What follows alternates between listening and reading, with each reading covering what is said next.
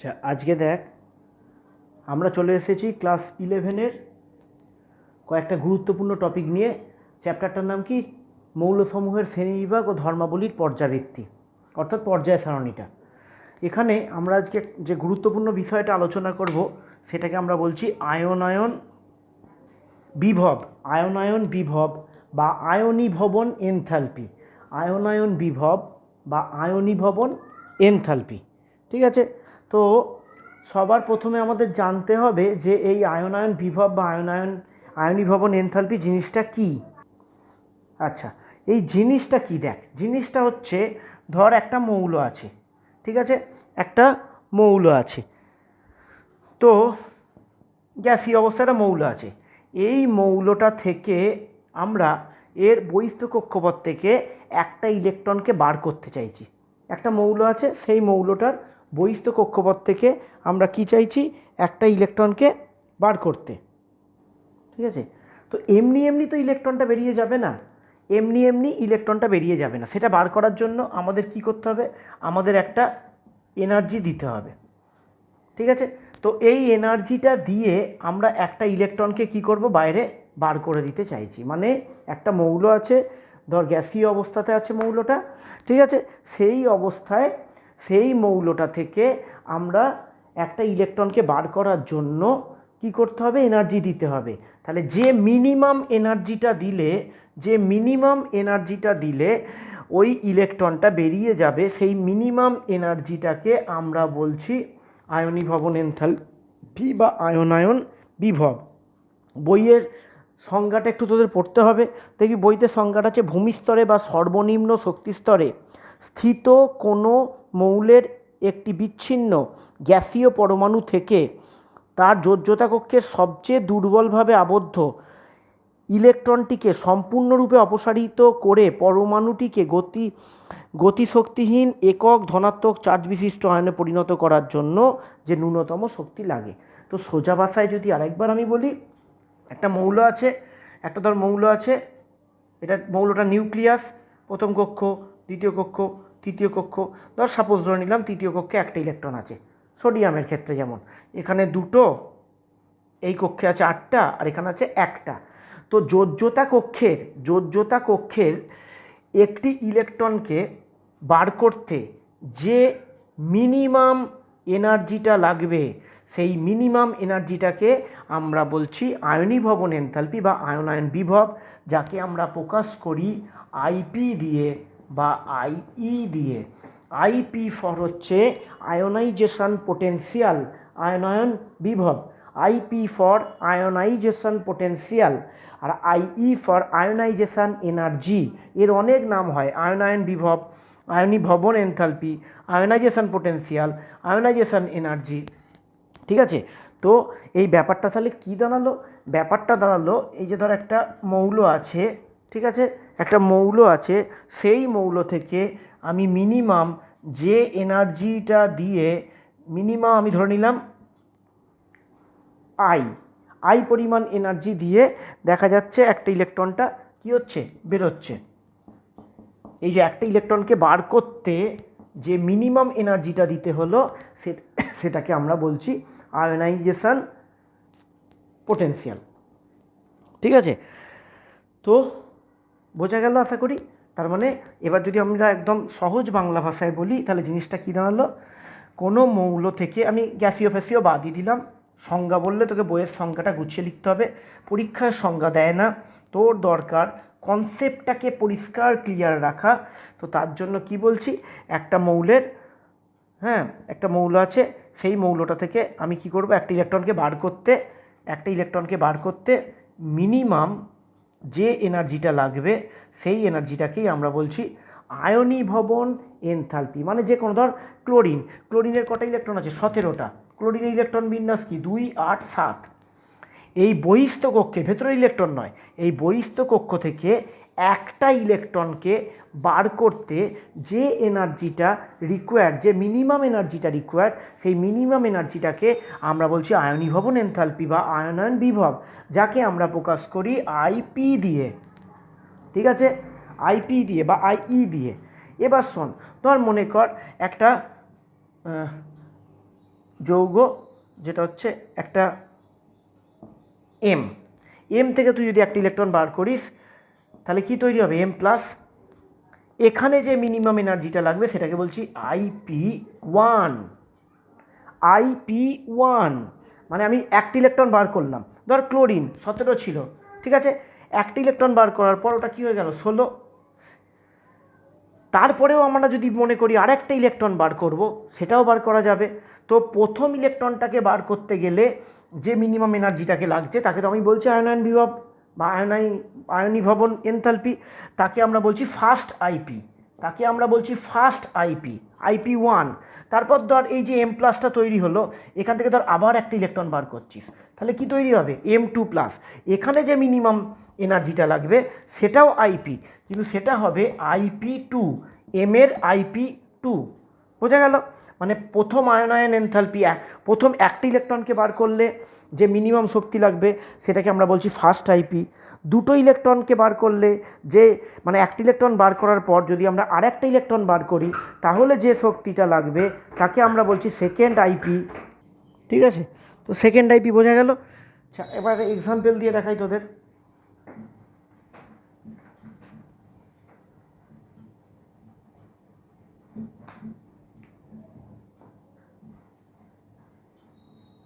একটা এক্সাম্পল দিই, ধর ম্যাগনেসিয়ামের কত 12, তাহলে 1s2 2s2 2p6 3s2, এই হচ্ছে ম্যাগনেসিয়াম ইলেকট্রন বিন্যাস।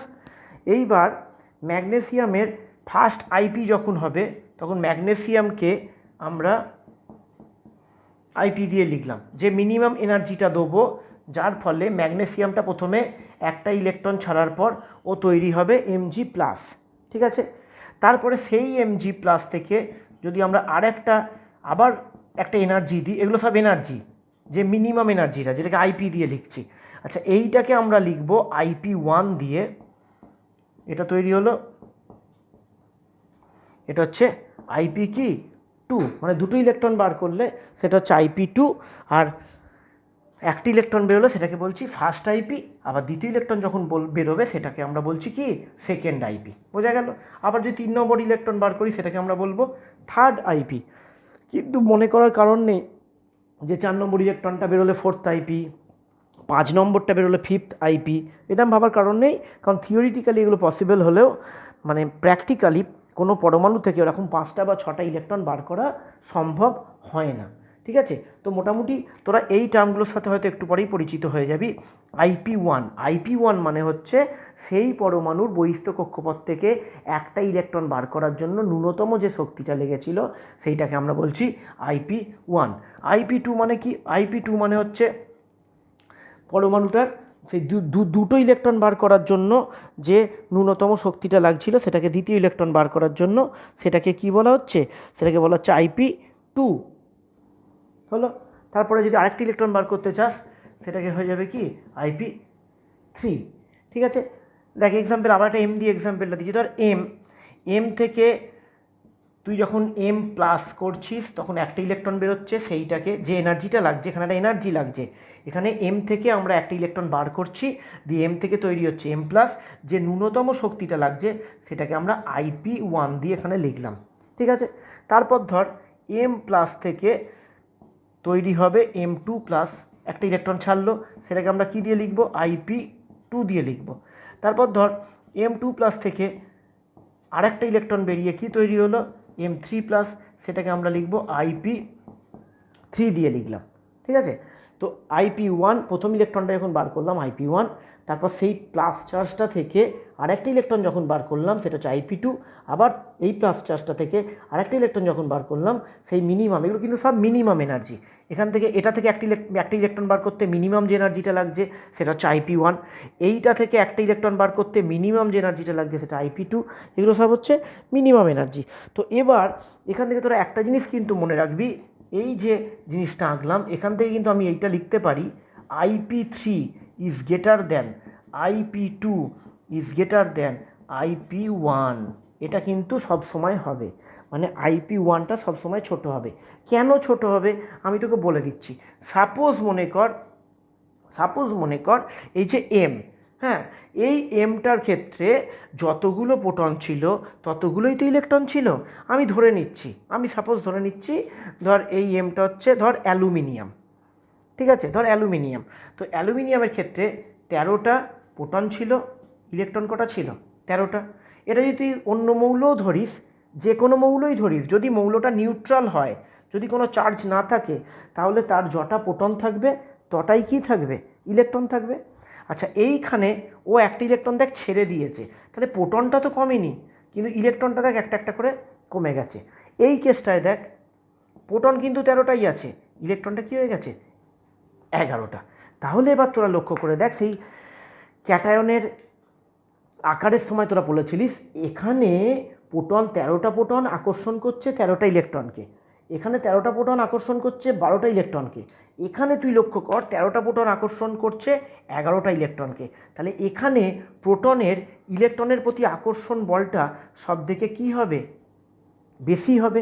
এবার আইপি ব্যাপারটা কী দেখ, আইপি ব্যাপারটা হচ্ছে এই ধর নিউক্লিয়াস, এই এই এই ধর এখানে 3টি ইলেকট্রন আছে, ধরলাম 3টি ইলেকট্রন আছে। এবার এখানে নিউক্লিয়াস এদেরকে টানছে, তো 3জনকেই টানছে টানছে। এইবার ধর একটা ইলেকট্রন বেরিয়ে গেল, মানে এই কেসটায় একটা ইলেকট্রন ধর বেরিয়ে গেছে, প্রোটন তো কমেনি, প্রোটন কটা আছে? প্রোটন তো 13টাই আছে, কিন্তু বাইরের কক্ষে ইলেকট্রনকে আগেও 3জনকে টানছিল, এখনও কতজনকে টানছে? 2জনকে টানছে। তাহলে আকর্ষণ বলটা কি হয়ে গেল? আকর্ষণ বলটা বেড়ে গেল। আকর্ষণ বল যদি বেড়ে যায়, তাহলে এবার এখান থেকে একটা ইলেকট্রনকে তাড়াতে আমার শক্তিটা কি লাগবে?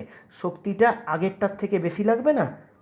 আকর্ষণ বল যত বাড়বে, নিউক্লিয়াসের প্রোটনের বহিস্থ কক্ষের ইলেকট্রনের প্রতি আকর্ষণ বল যত বাড়বে, আমাকে তত বাইরে থেকে বেশি শক্তি দিয়ে ইলেকট্রনটাকে বার করতে হবে। তাহলে বাইরে থেকে যত বেশি শক্তি দেবো, যত বেশি শক্তি প্রয়োজন হবে, তাহলে আইপির মানও তো আস্তে আস্তে তত বেড়ে যাবে। তাহলে আমরা যদি এই সিচুয়েশানটা খেয়াল করি, এখানে 13টা প্রোটন 13টা ইলেকট্রনকে আকর্ষণ করছিল, এখানে 13টা প্রোটন 12টা ইলেকট্রনকে আকর্ষণ করছিল, এখানে কিন্তু 13টা প্রোটন 11টা ইলেকট্রনকে আকর্ষণ করছে।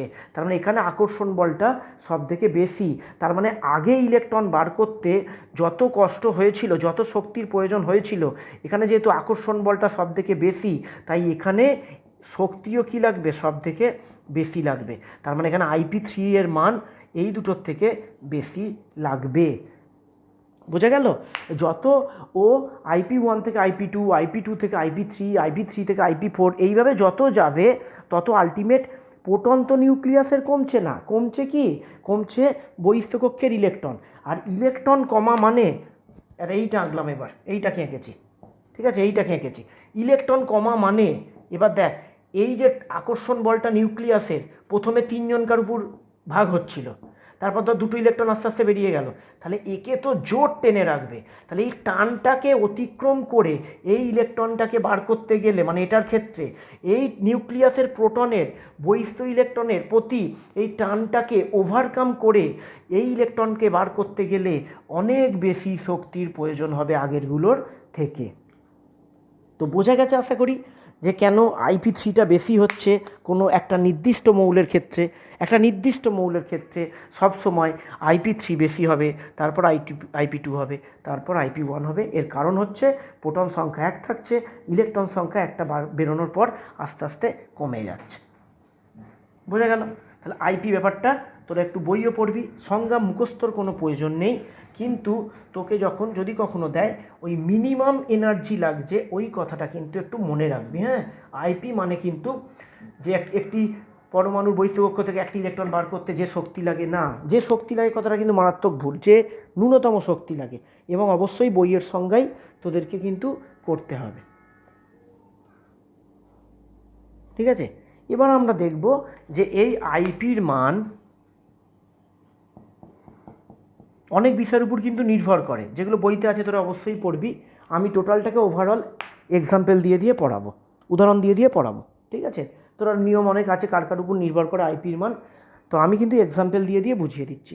তো প্রথমে চলে যাই আইপির মানটা পর্যায় সারণীতে শ্রেণী বরাবর কিভাবে চেঞ্জ হয় এবং পর্যায়গতভাবে কিভাবে চেঞ্জ হয়।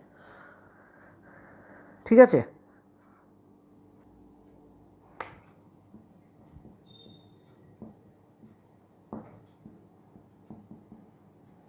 দেখ কোনো পর্যায়ে বাঁ দিক থেকে ডান দিকে গেলে কি হচ্ছে, আইপির মান বাড়ছে। ভালো করে ব্যাপারটা বুঝতে হবে। আইপি মানে কি? আইপি মানে হচ্ছে ইলেকট্রন বহিস্থ কক্ষ থেকে ইলেকট্রন নির্গত করতে যে মিনিমাম এনার্জিটা লাগছে, এটা হচ্ছে আইপি।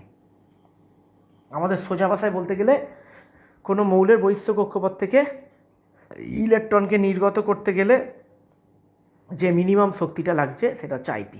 এবার ভালো করে দেখ, একটু আগেও বলছিলাম যে পরমাণুর ক্ষেত্রে এই আকর্ষণ বলটা বেশি, যে কোনো পরমাণু আমি যখন বিচার করব দুটোর মধ্যে, যার ক্ষেত্রে দেখব যে আকর্ষণ বলটা নিউক্লিয়াসের বেশি, সেখান থেকে ইলেকট্রন বার করতে গেলে কি লাগবে, বেশি শক্তি লাগবে।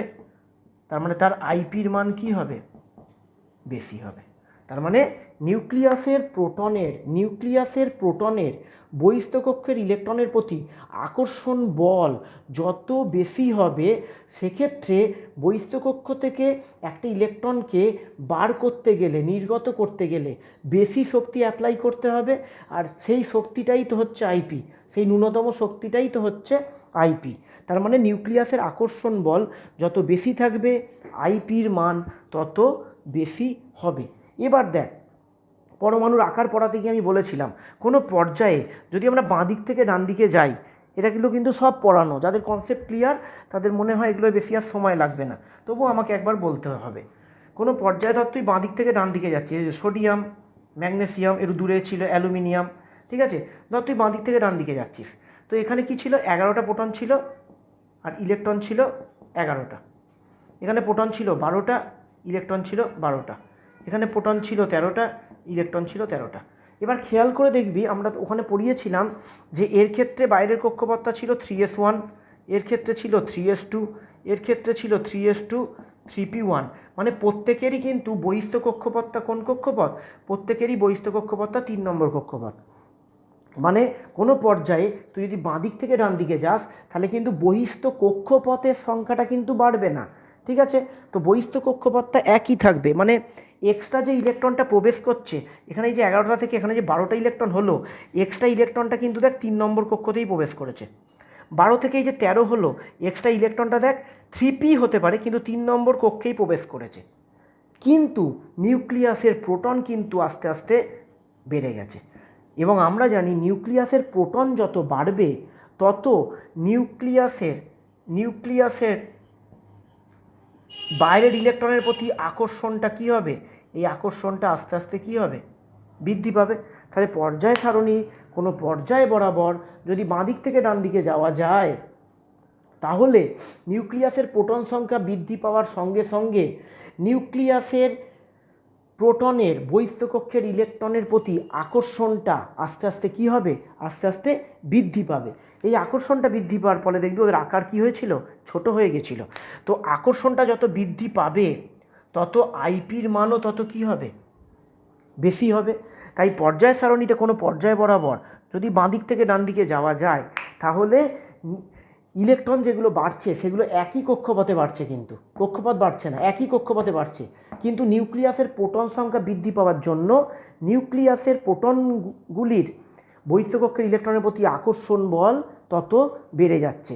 আর আমরা জানি আকর্ষণ বল যত, এই আকর্ষণটা যত বৃদ্ধি পাবে তত একটা ইলেকট্রনকে বার করতে বহিস্থ কক্ষপথ থেকে তত কি লাগবে, বেশি শক্তি লাগবে। আর বেশি শক্তি লাগবে মানেই আইপির মান বেড়ে যাবে। বোঝা গেল? এগুলো সব আমরা জাস্ট ফার্স্ট আইপি নিয়ে আলোচনা করছি, আইপিটা কিরম পরিবর্তন হয়, ঠিক আছে। তো এটা গেল বৃদ্ধি পাওয়ার কারণটা মনে রাখবি, এটা বৃদ্ধি পেল। এবার চলে যাব আমরা ওপর থেকে নিচের দিকে গেলে কেন হ্রাস পাচ্ছে, খুবই সোজা, অসুবিধার কিছু নেই।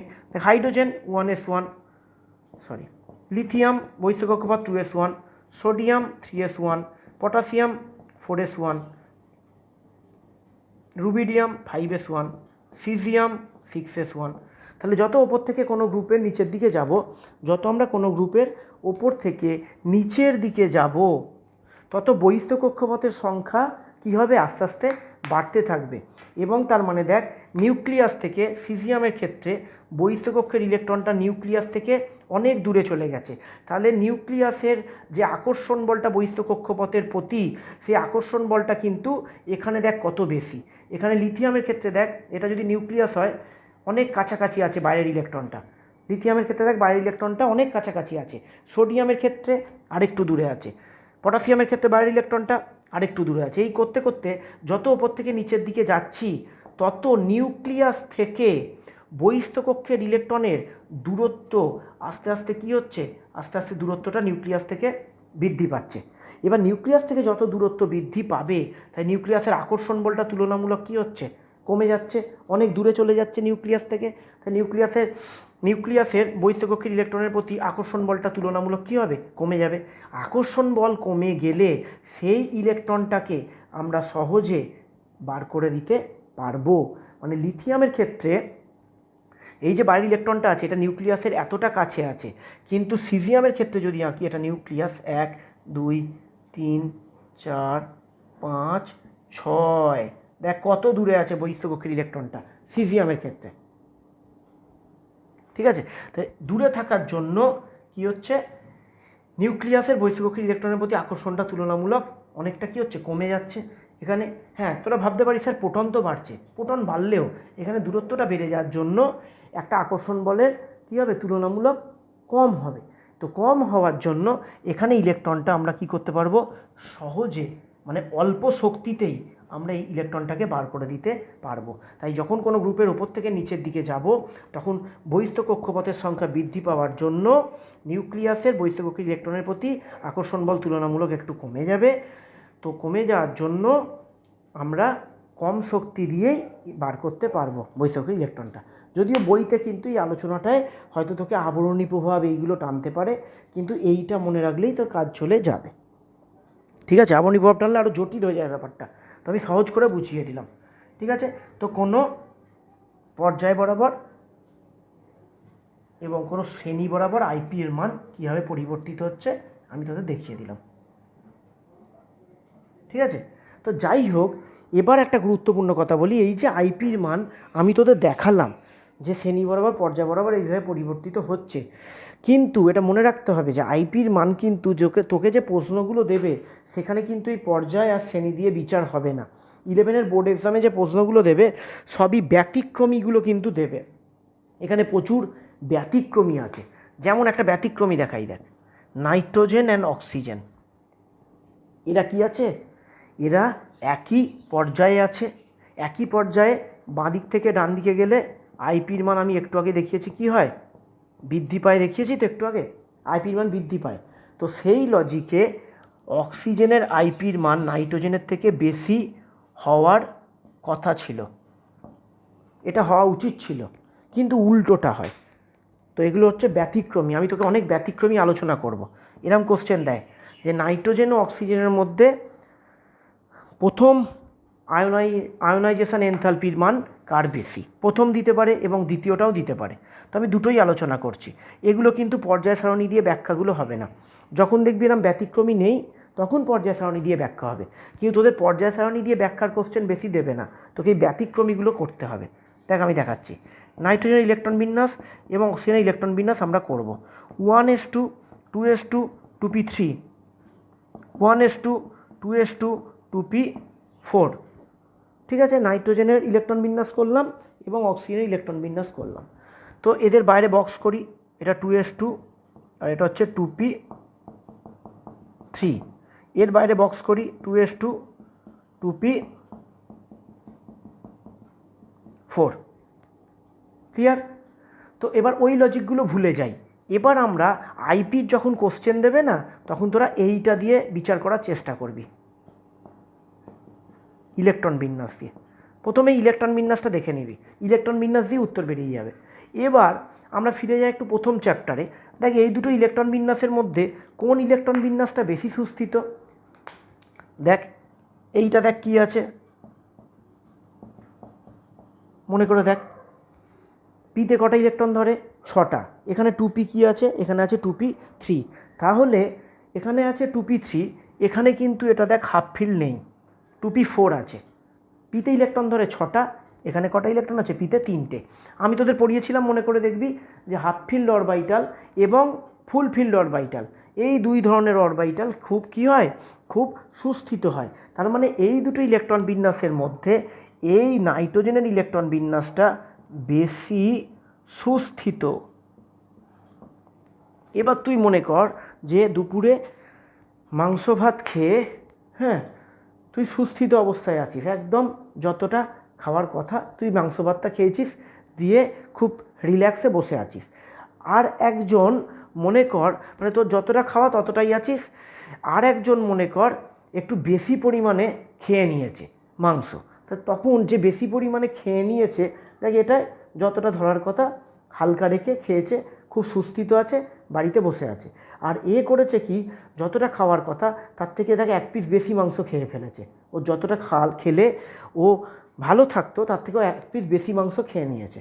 তাহলে এ সব সময় কি চাইবে, এ সব সময় চাইবে যে আমি কি করে ওই অতিরিক্ত যে মাংসটা খেয়েছি সেই মাংসটাকে বার করে দিই। ঠিক আছে, তো সে ওই মাংসটাকে বার করে দিতে চেষ্টা করবে। কিন্তু এ দেখ সুন্দর পরিমিত পরিমাণে খেয়েছে, এ সুস্থিত আছে। তাহলে এই নাইট্রোজেন আর অক্সিজেনের মধ্যে যদি অক্সিজেন তার এই একটা ইলেকট্রনকে ত্যাগ করতে পারে, তাহলে অক্সিজেনটা কত সুন্দর ইলেকট্রন বিন্যাস লাভ করবে দেখ। বোঝা গেল? মানে অক্সিজেন যদি একটা ইলেকট্রন ত্যাগ করে তবে অক্সিজেন হাফ ফিল্ড ইলেকট্রন বিন্যাস লাভ করছে, কিন্তু নাইট্রোজেন অলরেডি হাফ ফিল্ড হয়ে বসে আছে। তার মানে নাইট্রোজেন কিন্তু চাইবে না যে আমি একটা ইলেকট্রনকে ত্যাগ করি, কিন্তু অক্সিজেন কিন্তু সবসময় চাইবে যে আমি একটা ইলেকট্রনকে ত্যাগ করে সুস্থিত ইলেকট্রন বিন্যাস লাভ করি। তার মানে নাইট্রোজেনের ক্ষেত্রে কিন্তু একটা ইলেকট্রনকে বার করতে গেলে কি লাগবে, বেশি শক্তি লাগবে। কিন্তু অক্সিজেন নিজের ইচ্ছাতেই একটা ইলেকট্রন ছাড়তে চাইছে, তাই এই ইলেকট্রনটাকে বার করতে গেলে কি লাগবে, কম পরিমাণ শক্তি লাগবে। বোঝা গেল? তার মানে IP1 of nitrogen is greater than IP1 of oxygen। কেন? কারণ IP1 নাইট্রোজেনের IP1-এর মানটা বেশি হবে। কেন বেশি হবে? এত বেশি শক্তি লাগছে। কেন বেশি শক্তি লাগছে? কারণ নাইট্রোজেনের ইলেকট্রন বিন্যাসটা অলরেডি হাফ ফিল্ড হয়ে সুস্থিত অবস্থায় বিরাজ করছে, কিন্তু অক্সিজেনের ইলেকট্রনটা সুস্থিত ছিল না, তাই অক্সিজেন একটা ইলেকট্রন ত্যাগের মাধ্যমে সুস্থিত হয়ে কনভার্ট হতে চাইবে। তাই অক্সিজেনের ক্ষেত্রে কিন্তু শক্তিটা তুলনামূলক নাইট্রোজেনের থেকে কম লাগবে। তাই নাইট্রোজেনের IP1-এর মানটা, অক্সিজেনের IP1-এর মানটা কম, নাইট্রোজেনের IP1-এর মানটা বেশি। ঠিক আছে, এই গেল আমাদের IP1 নিয়ে আলোচনা। ক্লিয়ার? আশা করি বুঝতে পেরেছিস পরিষ্কার সুন্দরভাবে। এবার আমরা চলে যাব এই দুটোরই IP2-তে চলে যাব। পরীক্ষায় কোশ্চেনে দেয় অনেক সময়। IP1টা কার বেশি দেখলাম, নাইট্রোজেনের। এবার চলে যাব IP2-তে।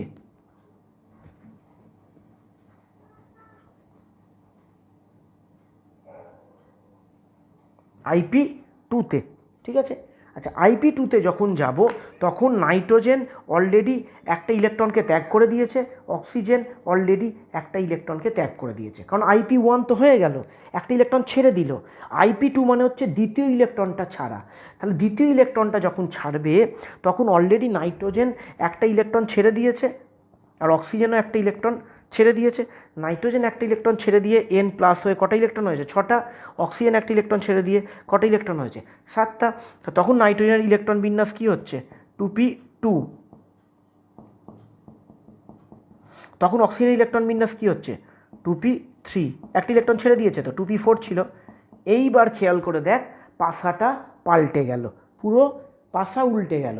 এবার দেখ অক্সিজেন একটা ইলেকট্রন ত্যাগ করার পর অক্সিজেন কি ইলেকট্রন বিন্যাস লাভ করলো, অক্সিজেন হাফ ফিল্ড ইলেকট্রন বিন্যাস লাভ করলো। কিন্তু নাইট্রোজেন কিন্তু তখন আর হাফ ফিল্ডটা হারিয়ে ফেলেছে, ওর হাফ ফিল্ডটা নেই। তার মানে আশা করি আর বোঝাতে হবে না, অক্সিজেন একটা ইলেকট্রন ত্যাগ করার পর অক্সিজেনের যে ইলেকট্রন বিন্যাসটা হলো সেই ইলেকট্রন বিন্যাসটা কি হয়ে গেল, সুস্থিত হয়ে গেল। আর নাইট্রোজেনের যে সুস্থিত ইলেকট্রন বিন্যাসটা ছিল সেইটা কিন্তু হারিয়ে গেল। তার মানে নেক্সট IP2 যখন হবে তখন IP2 of oxygen is greater than IP2 of nitrogen. কেন? কারণ এখন অক্সিজেনের দ্বিতীয় আইপির ক্ষেত্রে মানে 2 নম্বর ইলেকট্রনটা যখন বার করতে যাব তখন oxygen already half field electron বিন্যাস লাভ করে গেছে। এখন ইলেকট্রন বার করতে গেলে অক্সিজেনের ক্ষেত্রে কিন্তু কি লাগবে? বেশি শক্তি দিতে হবে আমাদের। ঠিক আছে, তাহলে সেকেন্ড আইপির মান কার বেশি হবে? সেকেন্ড আইপির মান অক্সিজেনের বেশি হবে নাইট্রোজেনের থেকে। ঠিক আছে, বোঝা গেছে? হয়েছে? আচ্ছা, এবার দেখ, তাহলে আমরা এতক্ষণ কার কার তুলনা করলাম? নাইট্রোজেন অক্সিজেনের মধ্যে আমি তোদের ফার্স্ট আইপি তুলনা করলাম। ফার্স্ট আইপি কার ছিল? IP1 of nitrogen. IP1 of nitrogen ছিল কি? Is greater than IP1 of oxygen, তাই তো? IP1 of nitrogen is greater than ছিল IP1 অফ অক্সিজেন। এটা ছিল ফার্স্ট আইপি। আচ্ছা, সেকেন্ড আইপির ক্ষেত্রে কি হলো? ব্যাপারটা উল্টে গেছিলো। IP1 of 2 of nitrogen is less than IP2 of oxygen. এই পেলাম। আচ্ছা, এইটা যদি পেতে পারি, এবার তুই দেখ এই সেম ঘটনা ঘটবে। নাইট্রোজেনের নিচে কে আছে? ফসফরাস। অক্সিজেনের নিচে কে আছে? সালফার। পুরো হুবহু সেম ঘটনা ঘটবে এদের দুজনকার মধ্যে, সেম। কেন? এর বাইরের কক্ষপথটা কী ছিল? 2p3 ছিল। এর বাইরের কক্ষপথটা কি? 3p3। এরটা কি ছিল? 2p4। এরটা কি হলো? 3p4। তাহলে একই তো ঘটনা ঘটবে। তাহলে ওই একই ঘটনা আমি আর বলছি না তোদের। দেখ, ফসফরাসে যদি ইলেকট্রন বিন্যাস করি 1s2 2s2 2p6 3s2, যেগুলো পরীক্ষায় আসে আমি কিন্তু সেগুলো আলোচনা করছি সব। 3p3। সালফারের কি হলো? 16 1s2 2s2 2p6 3s2 3p4। দেখ, হুবহু আগেরটার মতো। আগেরটা ছিল নাইট্রোজেন ছিল 2s2 2p3 আর 2s2 2p4। এটা হলো 3s2 3p3 3s2 3p4। একই লজিকে ব্যাখ্যা হবে যে ফসফরাসের আমরা কি বলবো? বাইরের কক্ষটা হাফ ফিল্ড, তাই বেশি সুস্থিত ইলেকট্রন বিন্যাস ফসফরাসের ক্ষেত্রে, তাই IP1টা ফসফরাসের গ্রেটার হবে। ঠিক আছে, সেম জিনিস হবে, সেম একই জিনিস হবে। IP1 of phosphorus is greater than IP1 of sulphur. IP2 of phosphorus less than IP2 of sulphur. এটা এক জিনিস হবে। হ্যাঁ, তাহলে নাইট্রোজেন অক্সিজেন দিয়ে কোশ্চেন আসতে পারে বা ফসফরাস সালফার দিয়েও কোশ্চেন আসতে পারে। এবার একটা অন্য উদাহরণে চলে যাই, বেরিলিয়াম আর বোরনের উদাহরণে যাই। এটাও প্রশ্নে কিন্তু আসে, এগুলো সব প্রশ্নে আসে। বেরিলিয়াম 4, বোরন হচ্ছে 5। এবার তাড়াতাড়ি বুঝতে পারবি। দেখ, 4-এর ইলেকট্রন বিন্যাস যদি করি 1s2 2s2, তাই তো? আচ্ছা, এটা এই। আর 5-এর যদি করি 1s2 2s2 2p1। দেখ, IP1 কার বেশি হবে?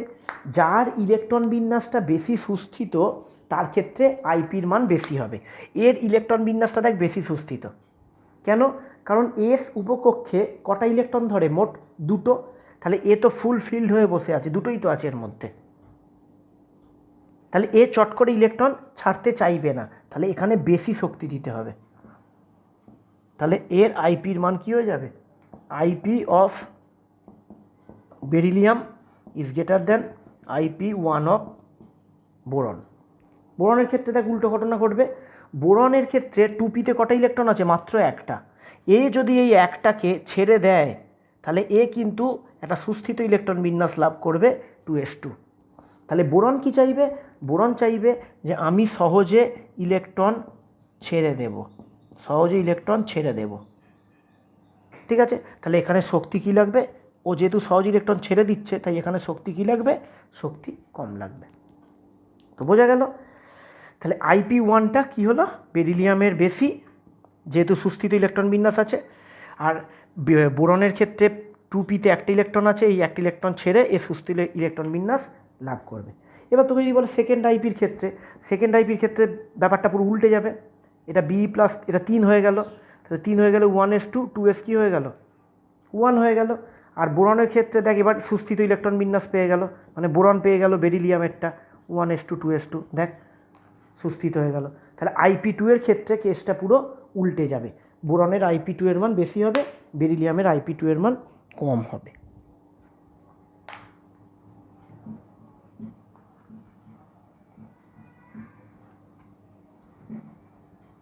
খুব ইম্পর্টেন্ট টপিক কিন্তু এটা থেকে যাবতীয় যা প্রচুর কোশ্চেন হয়, কোশ্চেন এখান থেকে আসবেই।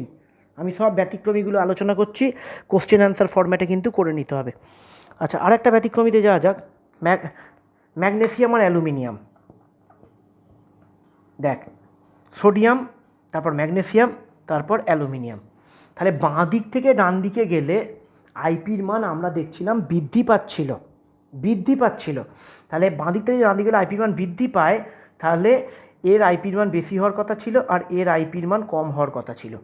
কিন্তু তোকে এখনও বারবার বলছি, আইপির মানটা ওই পর্যায় আর শ্রেণী দিয়ে বিচার না করে ইলেকট্রন বিন্যাস দিয়ে বিচার করতে হবে আমাদের। তাহলে এমজি জয়েন্টেও দিলেও ইলেকট্রন বিন্যাস দিয়ে বিচার করতে হবে। বহিঃস্থকক্ষের ইলেকট্রন বিন্যাসটা যার ক্ষেত্রে ইলেকট্রন বিন্যাসটা সুস্থিত হবে তার ক্ষেত্রে একটা ইলেকট্রনকে বার করতে বাইরে থেকে বেশি শক্তি লাগবে, তার আইপির মান বেশি হবে। মানে ইলেকট্রন বিন্যাস সুস্থিত বহিঃস্থকক্ষের ইলেকট্রন বিন্যাস সুস্থিত ইজ ইকুয়াল টু আইপি এর মান বেশি। এটা মনে রাখবে, ইলেকট্রন বিন্যাস যত সুস্থিত হবে আইপির মান তত বেশি হবে। তাহলে এটা কি 12, 1s2, 2s2, 2p6, 3s2 হলো। আচ্ছা, অ্যালুমিনিয়াম কি হলো দেখ, 13, 1s2, 2s2, 2p6, 3s2, 3p1। ঠিক বোরন বেরিলিয়ামের মতো ঘটনা। দেখ, সব ইলেকট্রন বিন্যাস দিয়ে করবি, এগুলো পর্যায় দিয়ে করতে গেলে ভুল ভালো হয়ে যাবে, ঠিক আছে? তো এক্ষেত্রে দেখ, IP1 অফ ম্যাগনেসিয়াম দেখ বেশি হচ্ছে দেন IP1 অফ অ্যালুমিনিয়াম। দেখ বেশি হচ্ছে, কেন বেশি হচ্ছে? কারণ 3s2 সুস্থিত ইলেকট্রন বিন্যাস, বহিঃস্থকক্ষের ইলেকট্রন বিন্যাসটা সুস্থিত, কিন্তু এর একটা ইলেকট্রন আছে, এর না আছে হাফ ফিল্ড, না আছে ফুল ফিল্ড, না কিছু। এই একটা ইলেকট্রনকে ছেড়ে দিতে পারলে তখন এর বহিঃস্থ ইলেকট্রন বিন্যাসটা কী হবে? সুস্থিত হবে, ঠিক আছে? তাহলে বোঝা গেল IP1। এবার এদের মধ্যে যদি IP2 দেয় তখন সেইভাবে করবি। IP2 মানে ইলেকট্রন বিন্যাস কার করব? Mg প্লাস হয়ে গেছে, 11 ধরে করবি। আর ALটা কী করবি? ALও প্লাস হয়ে গেছে, 12 ধরে করবি। তখন দেখবি ALটার বেশি হয়ে যাবে। 12 যদি করিস তাহলে ওর ম্যাগনেসিয়ামের মতো হয়ে যাবে। আর 11 ধরে যদি করিস এর বাইরে কী হয়ে যাবে? 3s1, এর বাইরে কী হবে? 3s2, ঠিক আছে? তো এইভাবে করতে হবে। আরও বিভিন্ন দেখবি অনেক সময় অনেক এক্সাম্পল বা MCQ আমার দেখবি যে সিটটা দেওয়া আছে, এবার তো আস্তে আস্তে করতে হবে পরের দিন থেকে। আমি বলবো, আমি না বলা অবধি MCQটা এখন করিস না, আমি বলবো, তোরা তারপর করবি, নাম্বারগুলো বলবো, আস্তে আস্তে সলভ করবি। তো এই MCQ করতে গিয়েও হয়তো কখনো কখনো কোনো ঘটনার তোরা সম্মুখীন হতে পারবি, নতুন নতুন কিছু ঘটনা হয়তো পেতে পারবি। যেমন ধর, দেখবি তাহলে কোনো কোনো জায়গায় হয়তো MCQ বিচার করতে গিয়ে ধর ইলেকট্রন বিন্যাস বিচার করব। ধর আমি বলছি সোডিয়ামের আইপির মান খুব কম হবে। কেন কম হবে? দেখ, নিজেরাও বিচার করতে পারবো আস্তে আস্তে, একটা আইডিয়া আনতে হবে, এই তো। এবার দেখ, সোডিয়াম এর ইলেকট্রন বিন্যাসটা এমন একটা ইলেকট্রন বিন্যাস যে যদি একটা ইলেকট্রন ত্যাগ করে তাহলে দেখ অষ্টক পূর্তি হয়ে যাচ্ছে, বহিঃস্থকক্ষে দেখ অষ্টক পূর্তি হচ্ছে। তাহলে অষ্টক পূর্তি মানে নিশ্চয়ই বুঝতেই পারছিস সব থেকে বেশি সুস্থিত। তাই সোডিয়াম কোনো মতেই এই ইলেকট্রনটাকে রাখতে চাইবে না।